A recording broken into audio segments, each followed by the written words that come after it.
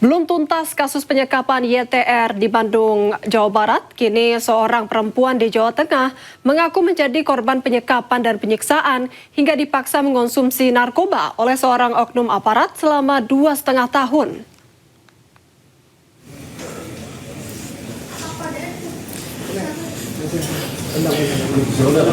Usai melaporkan dugaan tindak pidana dugaan penyekapan dan penganiayaan ke Barreskrim Polri, tim kuasa hukum Hotman Paris mendampingi korban menjalani visum di Rumah Sakit Polri, Kramat Jati, Jakarta Timur.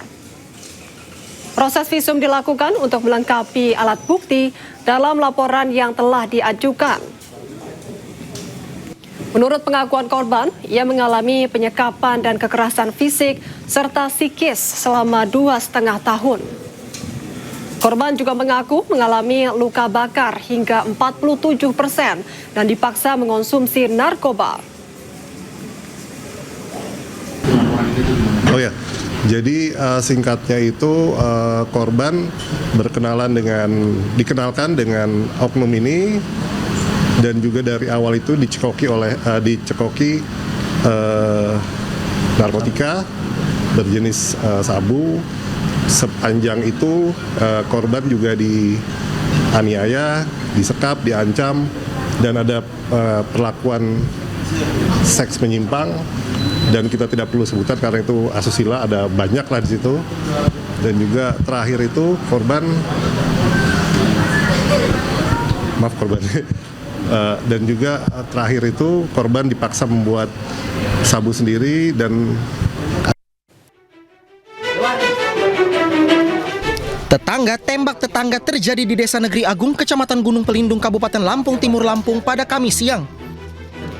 Korban bernama Pendi ini seketika tewas terkapar bersimbah darah usai proyektil peluru bersarang di kepalanya.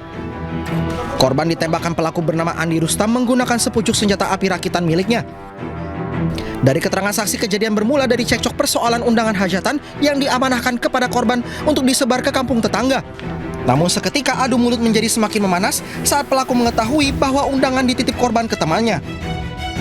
Korban ini adalah diberi tugas membagikan undangan. Dalam membagikan undangan tersebut itu ke desa tetangga. Nah, dari situ undangan tersebut ternyata dititipkan lagi oleh korban. Setelah itu ditanya pelaku selaku yang memang tuan rumah yang akan hajatan tersebut, ditanya undangannya sudah dibagikan atau belum.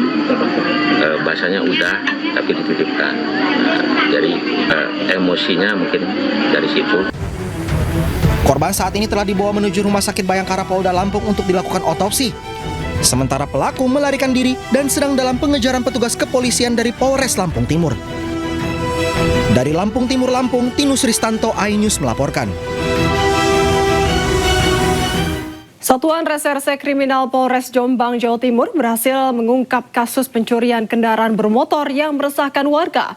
4 orang anggota komplotan spesialis curanmor berhasil dibekuk petugas saat tengah beraksi di sebuah acara hiburan rakyat. Yo. Pelaku curanmor, yuk. Penangkapan YP, WBS, AA, dan AS di Desa Bandung, Kecamatan Diwek, Kabupaten Jombang, Jawa Timur oleh tim Reskrim Polres Jombang. Mereka ditangkap saat Reskrim Polres Jombang setelah dilaporkan mencuri motor milik warga yang sedang menonton acara hiburan di Kecamatan Kudu, Jombang. Para pelaku beraksi secara terorganisir.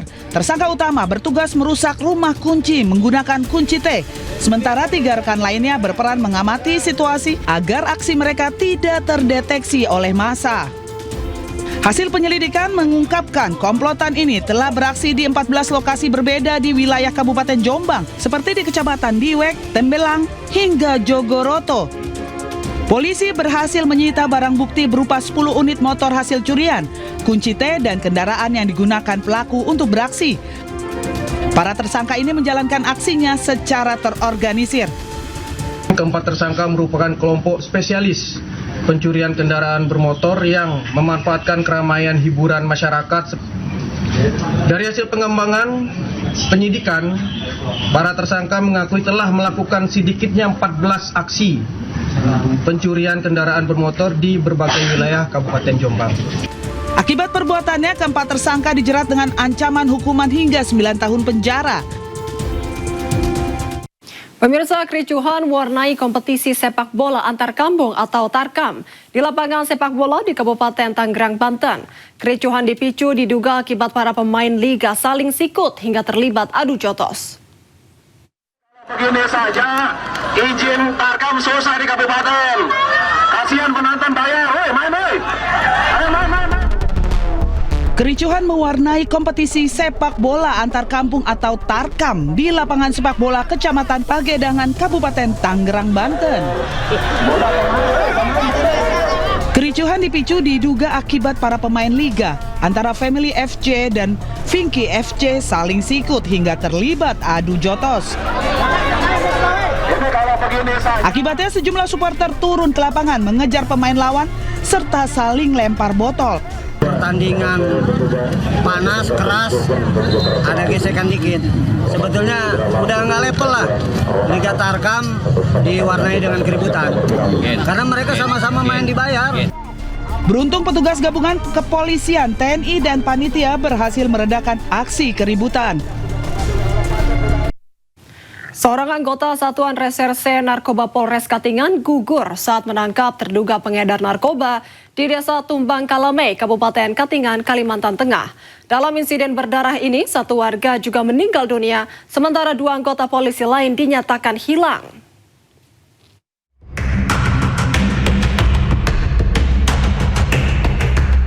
Aibda Yudi, anggota Satres Narkoba Polres Katingan, Kalimantan Tengah, ditemukan meninggal dunia dengan luka di bagian kepala serta jari tangan putus. Jenazahnya dievakuasi ke Rumah Sakit Bayangkara Palangkaraya untuk menjalani visum dan autopsi.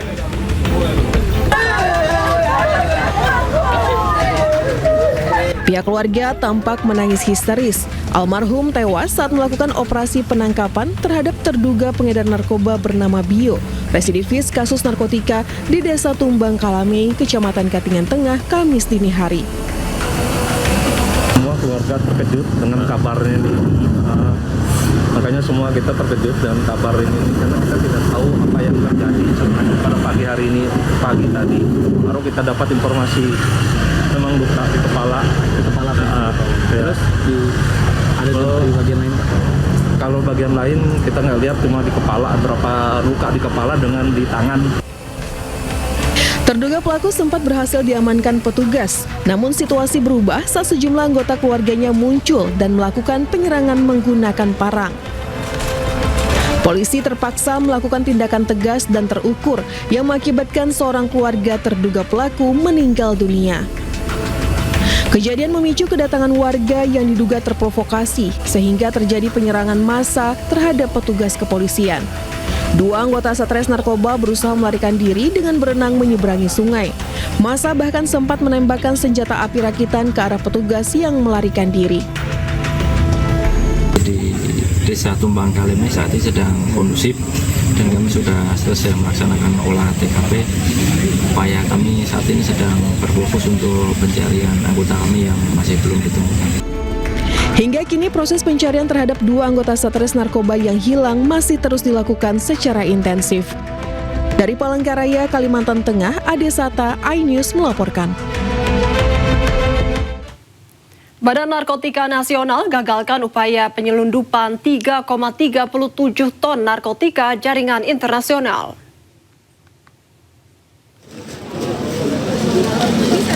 Barang bukti berupa 3,37 ton kuncup bunga kanabis asal Thailand berhasil disita tim gabungan BNN dan Direktorat Jenderal Bea dan Cukai di kawasan Pergudangan Gresik, Jawa Timur.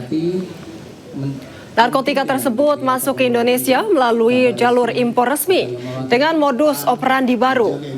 Untuk mengelabui petugas, narkotika disembunyikan di dalam 4 kontainer dan disamarkan menggunakan dokumen kepabeanan yang nampak sah. Kuncup bunga kanabis diduga akan diolah dan digunakan sebagai bahan baku cairan rokok elektrik atau vape. Dalam operasi gabungan ini, petugas mengamankan 12 orang tersangka. Kasus ini memperlihatkan wajah baru ancaman narkotika.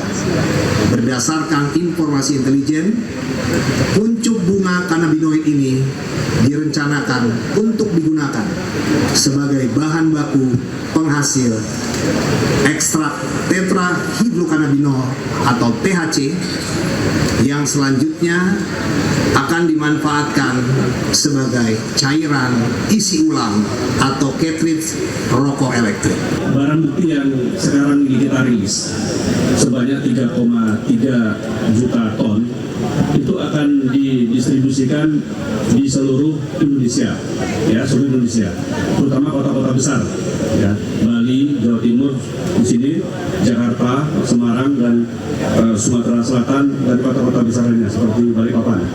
Ya, jadi menurut kasus yang pernah kita selesaikan, kita ungkap, banyak pelaku itu pembunuhannya ada di wilayah Bali.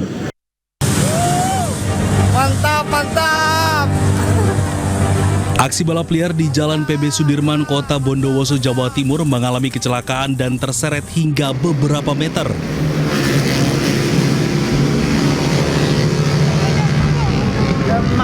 Selain itu, seorang pemotor menjadi korban tabrak oleh pelaku aksi balap liar hingga korban mengalami dislokasi tulang pada tangan kiri serta luka-luka di beberapa bagian tubuhnya.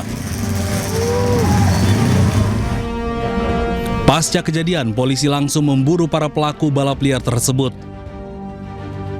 Kedua pelaku balap liar langsung dibawa ke unit Gakum Satlantas untuk selanjutnya dipertemukan dengan korban, juga mengimbau untuk tidak lagi melakukan aksi balap liar.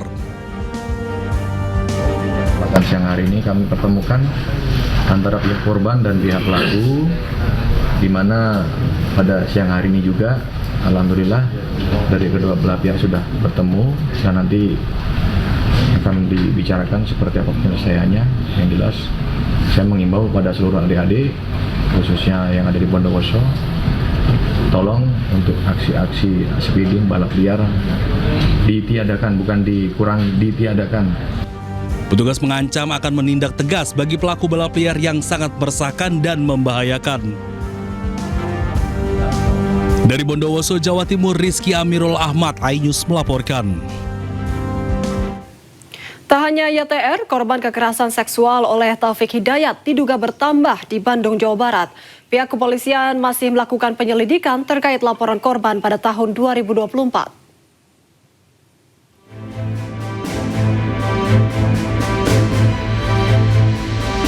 Tak hanya YTR, korban kekerasan seksual oleh Taufik Hidayat diduga bertambah di Bandung, Jawa Barat. Korban merupakan seorang mahasiswi berinisial SA yang terjadi pada tahun 2024. Kekerasan seksual ini juga sudah dilaporkan ke pihak kepolisian. Dari laporan yang sudah diajukan oleh korban, pada siang ini pihak kepolisian mengundang korban ke Polresta Soreang untuk meminta keterangan lebih lanjut. Kombes Pol Rumi Untari, Dir PPA PPO Polda Jawa Barat menjelaskan masih melakukan penyelidikan tentang dugaan tindak pidana kekerasan seksual oleh Taufik Hidayat yang dilaporkan pada tahun 2024. Setahu saya memang waktu itu melaporkan di Polda Jawa 2024 ya, sebelum direktoratnya terbentuk, dan saat ini masih dalam proses penyidikan. Nanti kami cek sejauh mana penanganannya. Saya yakin pasti ada, tapi nanti kami cek ya sampai sejauh mana. Karena yang nanganin sekarang bukan Polda, sudah dilimpahkan ke Polres. Nanti kita cek ya, Mbak. Sebelumnya, Taufik Hidayat, pelaku penyekapan dan penyiksaan terhadap korban YTR, terjadi selama 3 tahun. Aksi keji pelaku terbongkar 12 Juni lalu saat pelaku menghubungi kakak korban dan menginformasikan bahwa korban dirawat di Rumah Sakit Hasan Sadikin, Bandung. Ditangkapnya Taufik Hidayat, pelaku penyekapan dan penyiksaan sadis terhadap YT, keluarga meminta pelaku dihukum berat. Selain itu, korban juga meminta Taufik Hidayat diganjar hukuman seberat-beratnya. Tim Liputan iNews melaporkan. Penyidik Polda Jawa Barat menggelar rekonstruksi kasus penganiayaan terhadap gadis YTR oleh tersangka Taufik Hidayat pada Kamis pagi. Salah satu adegan menunjukkan tersangka menganiaya menggunakan sebilah golok serta menyundutkan rokok ke tubuh korban.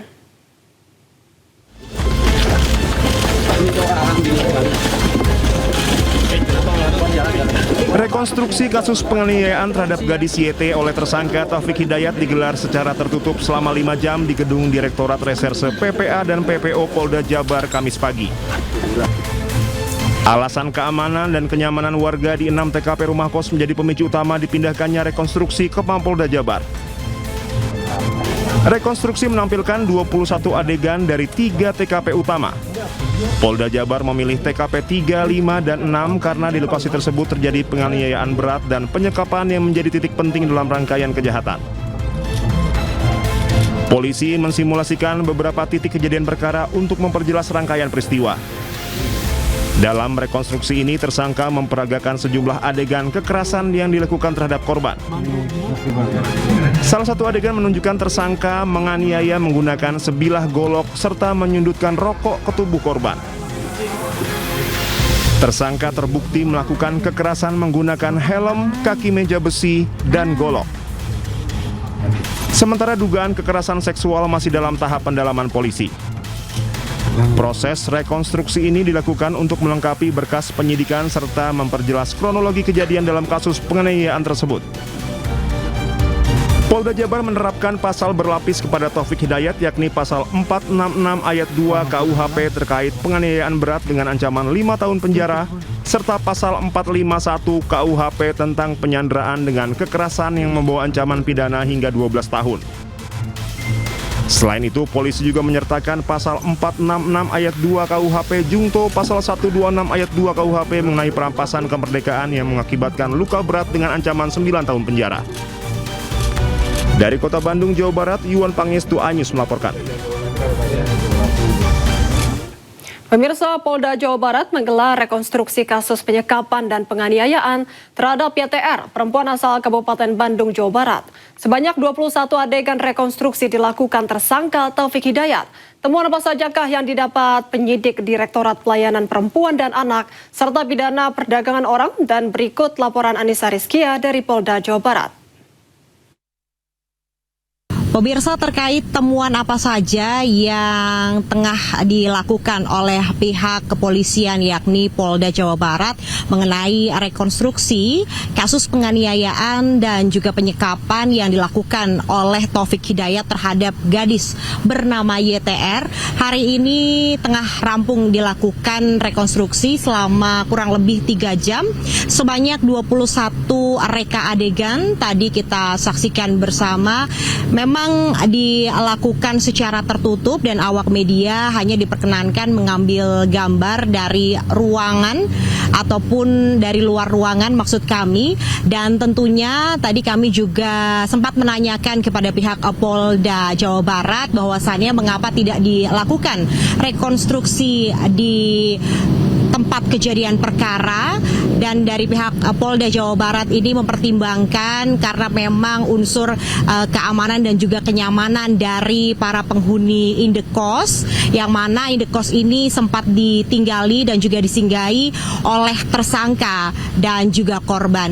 Dan informasi yang kami dapatkan memang dari 21 reka adegan yang diperagakan oleh tersangka ini di TKP 3, 5, dan 6 merupakan tempat kejadian perkara yang dilakukan penganiayaan secara sadis dan menggunakan sejumlah barang yakni kursi, maksud kami adalah kaki meja berbahan besi, kemudian ada helm dan juga golok.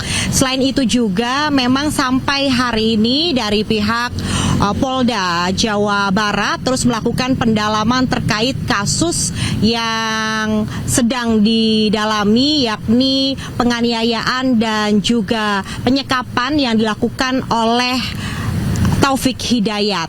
Hingga kini ada 2 pasal yang disangkakan yakni pasal 466 yang mana ini akan dipenjara selama 5 tahun maksimal, dan juga dari pasal 451 dan akan dikenakan penjara selama 15 tahun. Tentunya kita akan terus menantikan bagaimana pendalaman yang dilakukan oleh pihak kepolisian dari Polda Jawa Barat mengenai kasus penganiayaan dan juga penyekapan yang dilakukan oleh Taufik Hidayat. Dari Bandung, Jawa Barat, Anissa Rizkia, Tri Julianti, iNews melaporkan untuk Anda.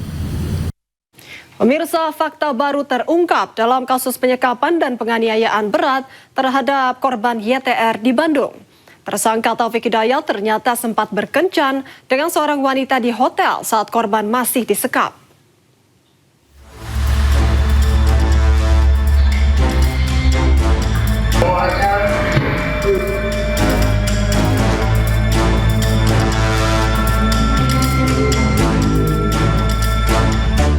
Tersangka Taufik Hidayat akui sempat menginap dan berkencan dengan seorang perempuan di sebuah hotel sebelum akhirnya diringkus oleh aparat kepolisian. Mirisnya, hal tersebut diduga kuat dilakukan oleh tersangka ketika korban YTR masih dalam kondisi disekap dan berada di bawah penguasaannya. Tim penyidik melakukan pemeriksaan intensif menyusul beredarnya rekaman CCTV di media sosial yang memperlihatkan tersangka berada di sebuah hotel bersama seorang perempuan. Berdasarkan hasil pemeriksaan, tersangka mengaku mengenal perempuan tersebut melalui sebuah aplikasi daring. Pihak kepolisian menegaskan berdasarkan lini masa penyidikan sementara, pertemuan tersangka dengan perempuan tersebut terjadi di tengah masa penyekapan korban. Polisi menyebut tindakan ini sebagai selingan di sela-sela aksi keji yang dilakukan tersangka terhadap korban. Dari Bandung, Jawa Barat, Muji Prayitno, iNews melaporkan.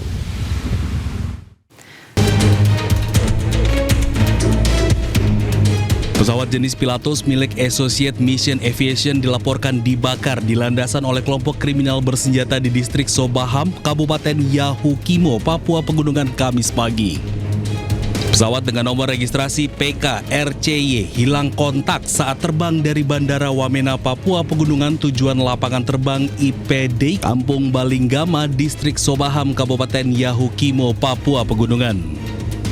Berdasarkan informasi awal, pesawat diketahui mengangkut 7 penumpang serta pilot berkewarganegaraan Amerika Serikat Nicholas F. Goslin yang diduga menjadi korban tewas dalam peristiwa tersebut. Sementara proses evakuasi dan olah tempat kejadian perkara belum dapat dilakukan karena terkendala medan yang sangat sulit dijangkau. Faktor cuaca, kabut tebal, serta kondisi geografis yang ekstrim berupa pegunungan menjadi kendala utama.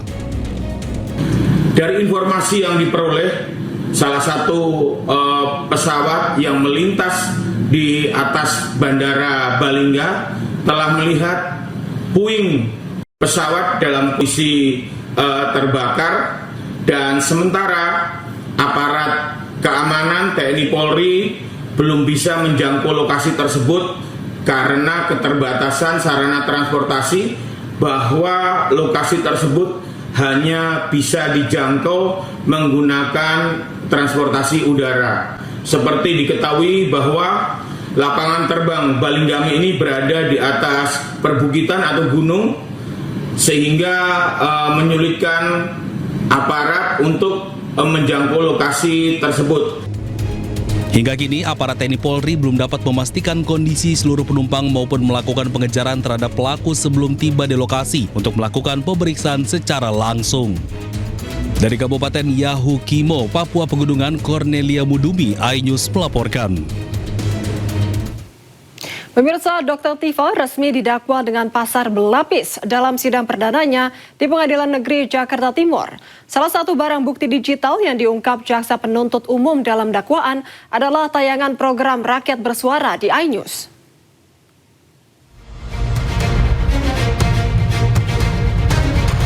Sidang perdana Dr. Tifal Zietiasuma atau Dr. Tifa dengan agenda pembacaan dakwaan dalam perkara dugaan pencemaran nama baik dan penyebaran berita bohong terkait dugaan ijazah palsu Presiden ke-7 Republik Indonesia Joko Widodo digelar di Pengadilan Negeri Jakarta Timur, Kamis siang. Dalam dakwaannya, jaksa penuntut umum mengungkap sejumlah barang bukti digital yang diduga berkaitan dengan penyebaran informasi bohong mengenai keaslian ijazah Presiden ke-7 RI Jokowi. Barang bukti tersebut meliputi puluhan unggahan di media sosial X dan Facebook, serta tayangan program Rakyat Bersuara iNews TV yang ditayangkan pada tanggal 29 April 2025. Jaksa menyebut seluruh barang bukti digital telah dianalisis melalui berita acara pemeriksaan laboratoris kriminalistik barang bukti digital. Cek dan uji karbon akan dimintakan oleh Bareskrim. D. Unggahan melalui media sosial YouTube pada akun @official iNews dengan judul full 3 pelapor ijazah Jokowi bersaksi, rakyat bersuara, tanggal 29 April 2025, di mana pembawa acaranya adalah saksi H. Aiman Adi Wicaksono, STMSI, maka Anda katakan 100 miliar persen palsu. Terdakwa, kalau ini adalah ijazah apa ya? Ijazah kita nggak bisa sebut asli atau palsu ya. Kalau ini ijazah yang diklaim sebagai ijazah Joko Widodo yang menjadi presiden 2014 sampai 2024, maka ini palsu. Saksi Aiman, dari mana Anda bisa mengatakan palsu? Terdakwa, dari mana? Saya melihat dari foto. Terdakwa, foto, oke, silakan. Terdakwa, satu dari foto ya. Kemudian yang kedua, ini materi utama saya, karena saya sebagai dokter yang memang menekuni anatomi gitu ya. Diketahui dalam sidang perdana ini, jaksa penuntut umum membacakan surat dakwaan yang menjerat Dr. Tifa dengan sejumlah pasal, termasuk pasal dalam Undang-Undang ITE serta pasal pencemaran nama baik. Dari Jakarta, tim Liputan iNews melaporkan. Dr. Tifa, terdakwa kasus fitnah ijazah Jokowi, menegaskan menolak penyelesaian perkara melalui mekanisme restoratif justice. Akan melakukan restoratif justice. Kedua, saya akan melakukan perlawanan. Ketiga, saya tidak akan menerima. Penolakan ini disampaikan dalam sidang perdana dugaan pencemaran nama baik dan penyebaran berita bohong terkait dugaan ijazah palsu Presiden ke-7 Republik Indonesia Joko Widodo. Dalam sidang yang berlangsung hampir 3 jam di Pengadilan Negeri Jakarta Timur pada Rabu siang, Ketua Majelis Hakim Christina Endarwati sempat menjelaskan isi dakwaan sekaligus hak-hak terdakwa dalam proses persidangan. Setelah dakwaan dibacakan, Dr. Tifa menyatakan menolak penyelesaian perkara melalui mekanisme restoratif justice dan akan mengajukan perlawanan. Hari Kamis, saudara bisa melakukan atau mengupayakan perdamaian dengan korban. Kedua,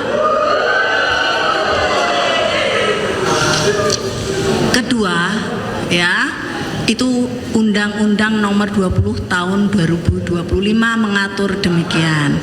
Kemudian apabila tidak, apakah saudara akan mengakui dakwaan sesuai dengan ketentuan pasal 205 ayat 1 atau ya 206 ayat 1 saudara akan mengajukan perlawanan. Begitu ya. Silahkan konsultasikan ke penasihat hukum advokatnya. Ya, silakan. Izin yang mulia, pertama saya tidak akan melakukan restoratif justice. Kedua, saya akan melakukan perlawanan. Ketiga, saya tidak akan menerima plea bargain. Roy Suryo hadir dalam sidang perdana dengan agenda pembacaan dakwaan Tifauzia Tiasuma atau Dr. Tifa. Roy Suryo hadir berikan dukungan moral kepada Dr. Tifa di sela-sela menunggu jadwal sidang pra-peradilan terkait kasus yang menjeratnya pada hari yang sama. Roy mendoakan agar Dr. Tifa diberi kekuatan dalam menghadapi dakwaan tersebut. Agak aneh. Hanya satu hal yang menjadi domain saya. Saya tidak akan berikan statement karena ini sidangnya Dr. Tifa. Ya, nanti di sidang saya baru saya akan berikan dan saya langsung akan segera ke sidang pra-peradilan. Terima kasih. Terdakwa kasus dugaan fitnah dan pencemaran nama baik keaslian ijazah Presiden ke-7 Joko Widodo, Tifauzia Tiasuma atau Dr. Tifa didampingi 25 pengacara.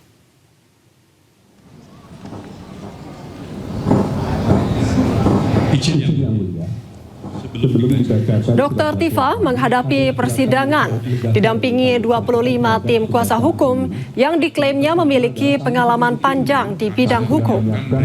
Dengan pendampingan tim pembela, Dr. Tifa optimis persidangan akan berjalan lancar dan transparan. Kalau memang sudah terlibat, akan lebih bagus dalam persidangan ini. Saya hadir di sini di Pengadilan Negeri Jakarta Timur memenuhi undangan dari Kejaksaan bersama dengan 25 advokat saya ya. komponennya adalah, ini kami namanya tim pembela Dr. Tifa. Komponennya adalah tim pembela Dr. Tifa yang sudah bersama-sama dengan saya selama 1 tahun, ditambahkan dengan LBH Muhammadiyah yang bergabung, ada 8 advokat yang dikirimkan khusus dari Muhammadiyah untuk LBH PA ya, Pusat Muhammadiyah. Ada 8 advokat yang bergabung bersama tim pembela Dr. Tifa. Jadi nama tim pembela Dr. Tifa adalah tim TPDT atau tim pembela Dr. Tifa, yang koordinatornya adalah Bapak Abdullah Al-Katiri ya. Nah, kemudian insya Allah hari ini kita akan memenuhi, dan apa yang terjadi di dalam sidang nanti alhamdulillah ya, nanti ada live streaming. Jadi mudah-mudahan 280 juta rakyat Indonesia bisa menyaksikan dengan mudah dan secara transparan, dan kita akan melihat bagaimana sebuah fakultas ya, sebuah institusi hukum ya, kali ini akan berjalan insya Allah dengan tertib, menegakkan keadilan dan kebenaran bersama dengan kita semuanya. Kementerian Imigrasi dan Pemasyarakatan berkolaborasi dengan Kementerian Kesehatan untuk menanggulangi penyebaran TBC di lapas dan rutan seluruh Indonesia.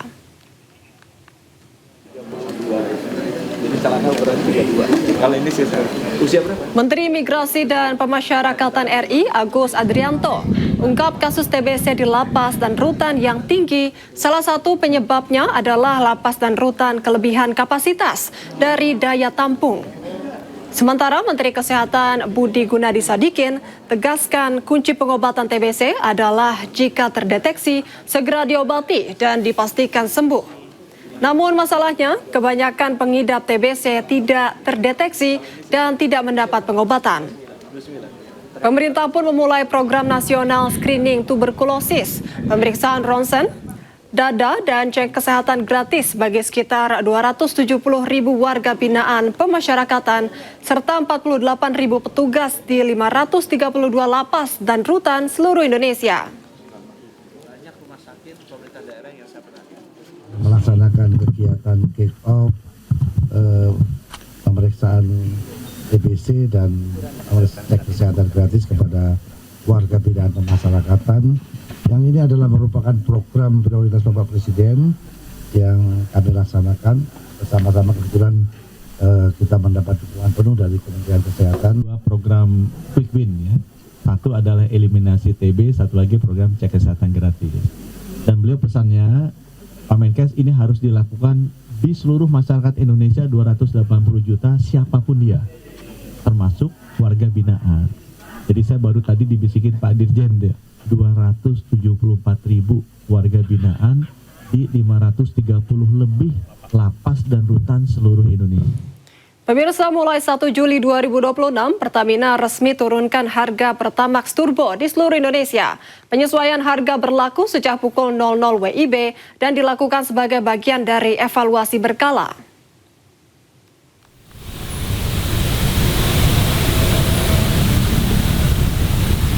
Kebijakan ini merupakan hasil evaluasi berkala yang mengacu pada perkembangan harga minyak dunia, kondisi fiskal nasional, serta pertimbangan daya beli masyarakat.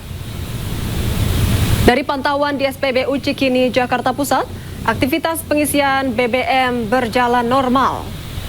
Sejumlah pengendara memanfaatkan penurunan harga dengan mengisi BBM non-subsidi. Pertama adalah harga BBM yang dilaksanakan oleh Pertamina Patraniaga. Kami telah melaksanakan penyesuaian untuk Pertamina Dex, Pertamax Turbo, Aftur, dan Dexlite. Sejumlah produk BBM non-subsidi turun harga, sementara harga BBM subsidi dan Pertamax harganya tidak berubah.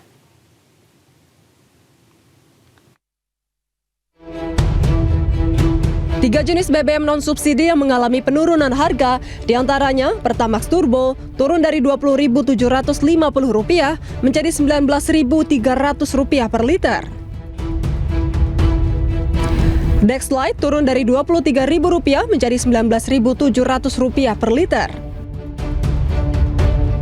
Pertamina Dex turun dari Rp24.800 menjadi Rp21.150 per liter.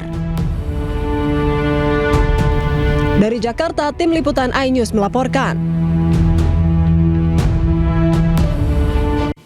Kelangkaan BBM subsidi jenis solar masih terjadi di Jawa Timur, khususnya kota Surabaya. Akibatnya antrian panjang truk trailer terjadi di sejumlah SPBU.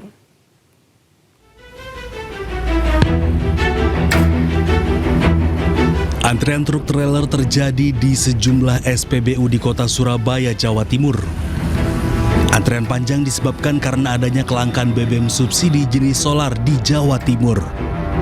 Untuk mengatasi persoalan ini, Wakil Gubernur Jawa Timur Emil Dardak memastikan distribusi kuota solar akan ditambah dari 2,4 juta kiloliter menjadi 2,7 kiloliter.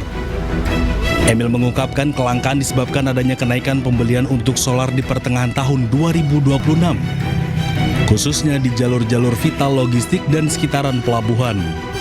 Proses distribusi solar belum sebanding dengan peningkatan pembelian. Kendalanya adalah mengangkut dari depo ke pom induk. Kalau misalnya dia lebih cepat dibelinya dibandingkan biasanya, itu pasti butuh armada tambahan. Nah, sudah ada tambahan-tambahan armada yang dimobilisasi. Tapi kan terbatas, prioritasnya kemana? Ke tempat-tempat yang vital, seperti akses pelabuhan. Karena itu kan masalah logistik, gitu. Supaya jangan sampai sembako terganggu, apa terganggu. Nah, ini kira-kira rekan-rekan yang dilakukan untuk menstabilisasi pasokan suplai. Jika masih terjadi kelangkaan, pemerintah Provinsi Jawa Timur akan menambah armada untuk pendistribusian serta akan berkoordinasi lebih lanjut dengan BPH Migas dan Kementerian SDM untuk stabilisasi sebelum menambah kuota biosolar bersubsidi. Dari Surabaya, Jawa Timur, Sony Hermawan, iNews melaporkan. Kejagung kembali tetapkan tersangka baru dalam perkara dugaan korupsi tata kelola makan bergizi gratis. Selain itu, Kejagung temukan anggota TNI aktif diduga terlibat dalam perkara.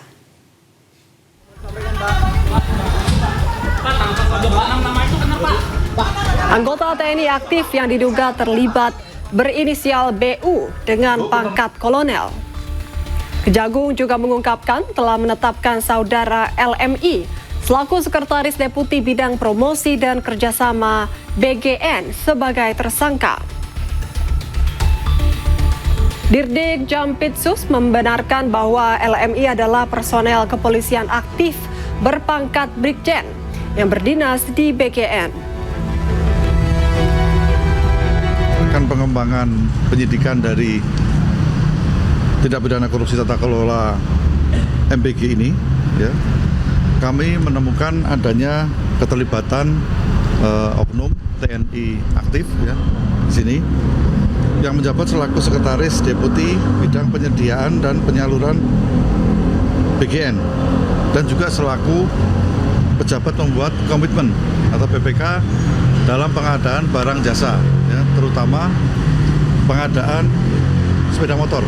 Penanganan terhadap oknum tersebut, yaitu saudara BU, itu dilaksanakan secara koneksitas bersama dengan penyidik pada Jaksa Agung Muda Militer, ya.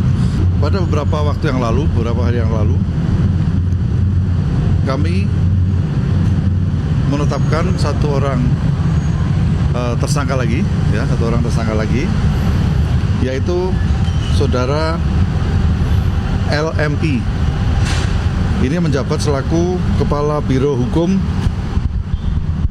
dan Humas BGN itu sampai Maret 2025 dan saat ini selaku Sekretaris Deputi Bidang Promosi dan Kerjasama pada BGN, ya. Pak, BU ini kepangkatannya apa ya Pak? Bintang 1, bintang 2 atau gimana Pak? Kolonel. Terkait dengan LMI ini apakah benar Pak itu dari jabatan kepolisian juga Pak? Maksudnya? Dia polisi juga gitu Pak? Iya betul. Iya betul. Tapi menjabat di BGN, ya. Iya. Setelah Sekretaris Bidang Promosi dan Kerjasama BGN berinisial Brigjen LMI menjadi tersangka dalam kasus dugaan korupsi tata kelola program MBG, Kadif Humas Polri Irjen Pol Joni Edison Isir mengatakan bahwa Polri mendukung dan menghormati proses penegakan hukum yang dilakukan Kejagung.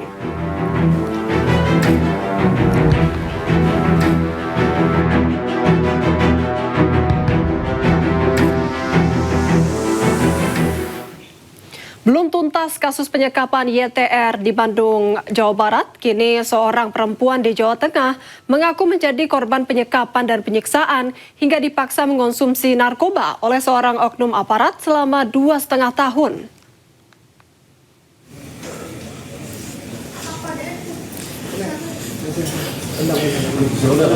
Usai melaporkan dugaan tindak pidana dugaan penyekapan dan penganiayaan ke Bareskrim Polri, tim kuasa hukum Hotman Paris mendampingi korban menjalani visum di Rumah Sakit Polri, Kramat Jati, Jakarta Timur. Proses visum dilakukan untuk melengkapi alat bukti dalam laporan yang telah diajukan. Menurut pengakuan korban, ia mengalami penyekapan dan kekerasan fisik serta psikis selama 2,5 tahun.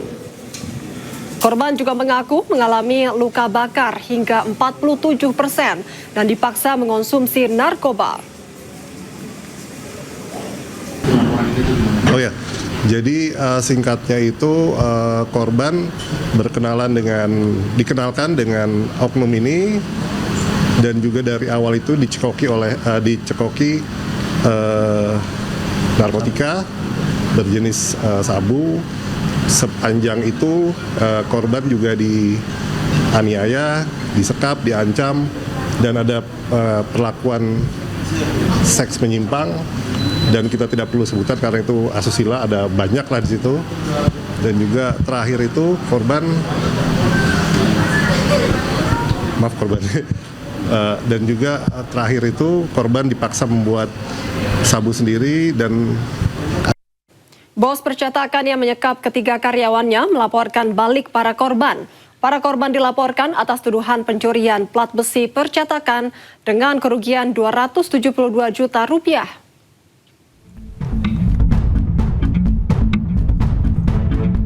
Di tengah proses hukum yang menjeratnya, bos percetakan yang menyekap ketiga karyawannya di Senen melaporkan balik para korban ke polisi atas dugaan tindak pidana pencurian. Laporan tersebut dibuat bos percetakan melalui kuasa hukumnya ke Polres Metro Jakarta Pusat pada Selasa kemarin. Kasat Reskrim Polres Metro Jakarta Pusat AKBP Robi Heri Saputra menyatakan ketiga korban dilaporkan oleh bos mereka atas tuduhan penggelapan atau pencurian plat besi sisa produksi dengan nilai kerugian yang dilaporkan sebesar 272 juta rupiah. Meski begitu, saat ini penyidik masih menyelidiki laporan tersebut. Kronologisnya yang dilaporkan adalah bahwa terlapor terlihat dari CCTV menggelapkan atau mengambil barang berupa plat milik korban, ya, sehingga menimbulkan kerugian sebesar 272.232.500. Dari laporan tersebut, kami masih melakukan penyelidikan karena baru kemarin laporannya. Saat ini tim kami masih melakukan penyelidikan terhadap fakta-fakta yang mungkin akan ditemukan melalui proses pemeriksaan dan penyelidikan tersebut. Sebelumnya, 3 karyawan percetakan di Senen disekap dan dipasung selama 3 minggu karena dituduh mencuri barang milik percetakan. Pihak keluarga korban membayar uang tebusan sebesar 50 juta rupiah, namun ketiga korban tak langsung dibebaskan.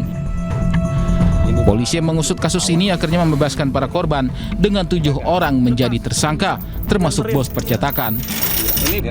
Dari Jakarta, Rani Sanjaya, iNews melaporkan. Terima kasih Anda masih menyaksikan iNews Malam. Menteri Keamanan Nasional Israel Itamar Ben-Gvir melakukan kunjungan ke permukiman warga Palestina di Yerusalem Timur. Ia menyebut pasukan Israel telah menghancurkan 20 rumah dan menuntut lebih banyak rumah lagi diratakan.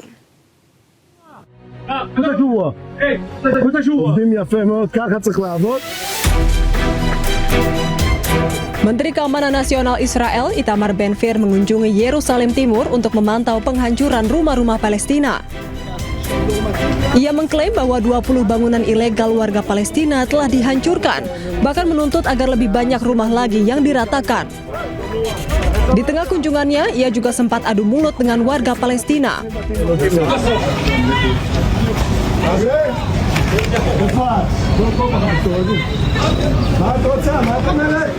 למה היא ברחה? מה קרה? מתלוננת שרוצים להרוס לה את הבית? אם זה לא חוקי הורסים. הבעיה שאתם הורסים את הבתים שלנו. מה שלא חוקי אני הורס. מה שלא חוקי אני הורס. Penggusuran rumah penduduk Palestina dilakukan dengan dalih pembangunan tanpa izin yang dikeluarkan Israel. Media Palestina melaporkan kebijakan perencanaan Israel bersifat restriktif untuk membatasi pertumbuhan penduduk Palestina dan memperluas kendali Israel atas kota tersebut. Korps Garda Revolusi Iran atau IRGC memperingatkan kapal perang AS untuk segera meninggalkan Selat Hormuz. Iran ancam akan menyerang AS jika tidak segera mengubah haluan kapal kembali ke Samudra Hindia. Navy Channel 16 over. Coalition Warship 58 on Channel 16 over. 58, this is Sepah Navy, Captain. I told you keep your helicopter away from my vessel. IRGC merilis rekaman konfrontasi Angkatan Laut di Teluk Persia. Komandan Angkatan Laut IRGC mengeluarkan peringatan langsung kepada kapal Angkatan Laut Amerika Serikat untuk segera meninggalkan Selat Hormuz. Dan ia pun menyebut bahwa ini adalah peringatan terakhir. Iran juga melaporkan Angkatan Laut Amerika Serikat terpaksa mendaratkan helikopter dan meninggalkan Teluk Persia. Namun, Amerika Serikat membantah adanya konfrontasi tersebut.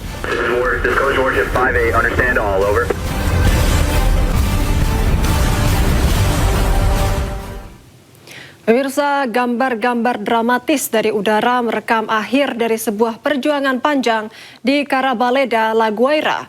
Harapan menemukan korban selamat resmi berakhir menyisakan puing-puing dan duka mendalam akibat gempa dahsyat.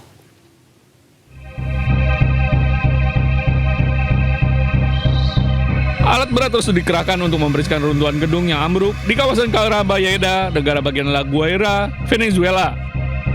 Setelah otoritas memastikan tidak ada lagi korban selamat maupun jenazah yang tertinggal di dalam bangunan.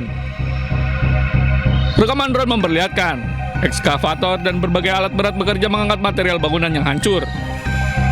Petugas darurat terus mengawasi proses evakuasi puing untuk mencegah terjadinya reruntuhan susulan yang dapat membahayakan para pekerja. Setelah operasi pencarian dinyatakan selesai, fokus penanganan kini dialihkan pada pembersihan lokasi dan pemulihan kawasan yang luluh lantak akibat bencana. Gempa bumi berkekuatan magnitudo 7,2 dan 7,5 yang mengguncang Venezuela pada 24 Juni meninggalkan jejak kehancuran yang sangat besar. Berdasarkan data terbaru otoritas Venezuela, bencana tersebut telah menyebabkan 1.943 orang meninggal dunia dan 10.571 orang mengalami luka-luka.